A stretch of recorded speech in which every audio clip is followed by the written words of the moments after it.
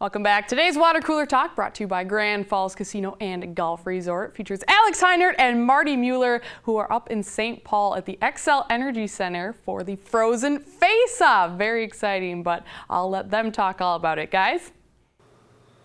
Thanks, Kelly. Well, Marty, here we are. St. Paul, Xcel Energy Center. First time that the Frozen Face-Off has ever been in St. Paul, of course, after 4 straight years in Minneapolis. This is a special place for UND hockey fans. It is. It really is. They've had a lot of great memories here. The mystique should draw some fans back to St. Paul.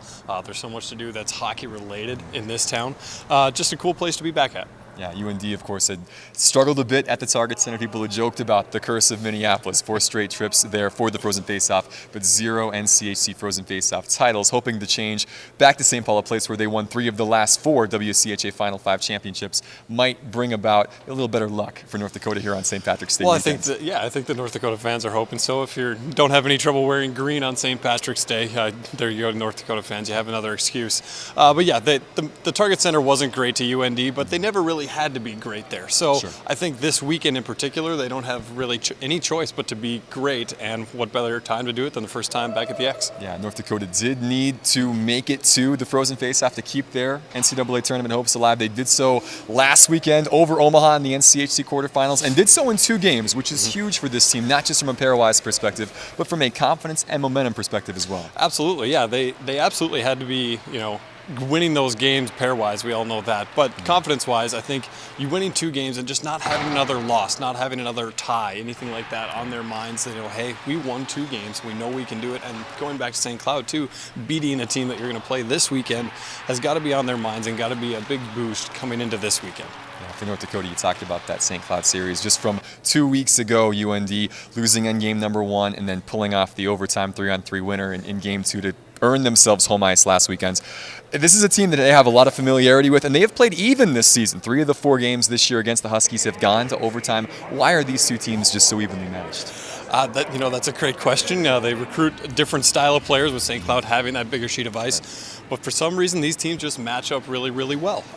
They play hard against each other no matter what, being the rivals that goes back years and years.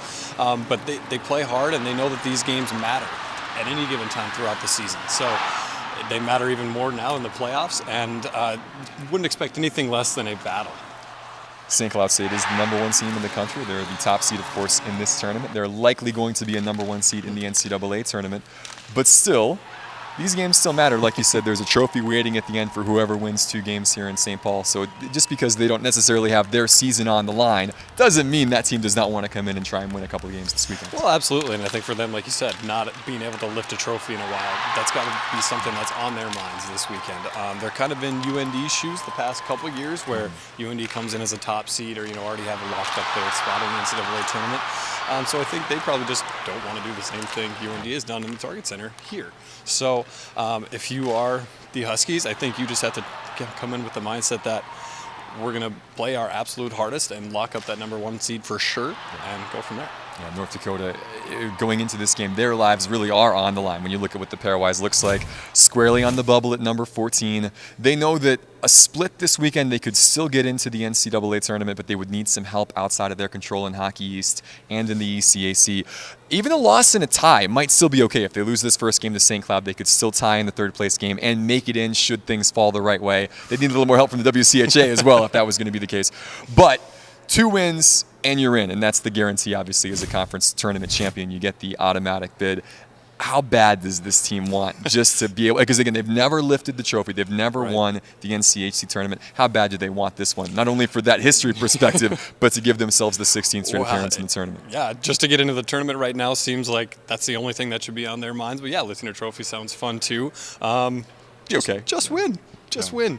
I think if you're Coach Barry, you have to be really happy with the fact that this is still in our hands. Yeah. You can still control the outcome no matter what if you just take care of business, win 2 games, and send yourself to Sioux Falls. Yeah, give me an X factor for this Friday night matchup again. Friday afternoon, at 4 o'clock is when things will get started tomorrow. What do you think is going to be the difference in this contest? I'm going to say goaltenders.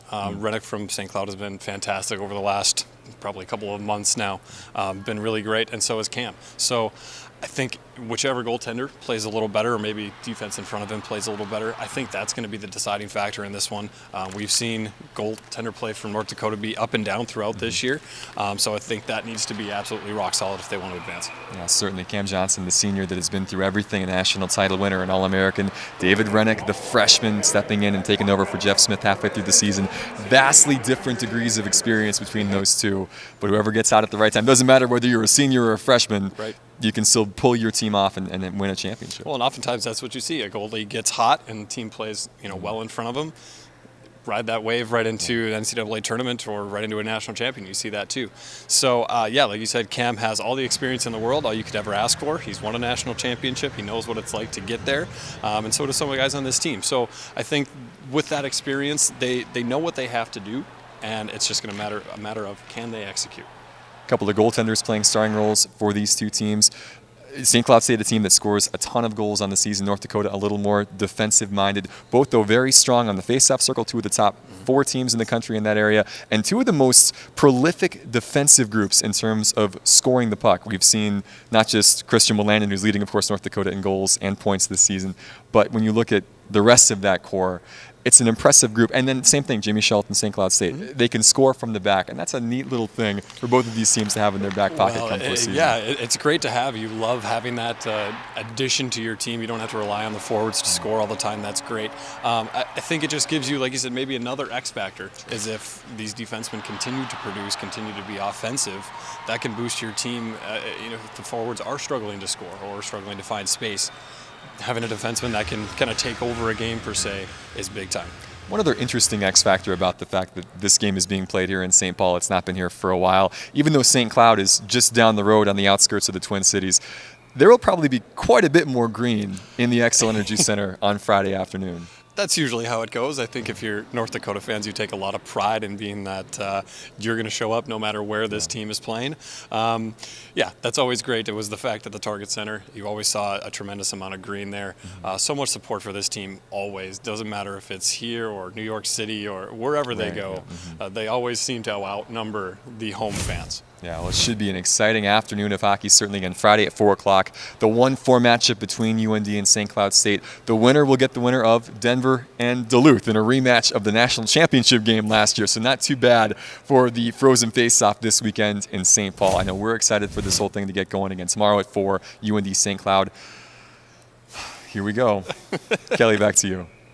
All right, thank you so much, guys. Here we go. We're looking forward to it. But coming up after the break, we will preview that matchup with St. Cloud State. We'll hear from Brad Berry. Stay right here on Midco Sports Tonight.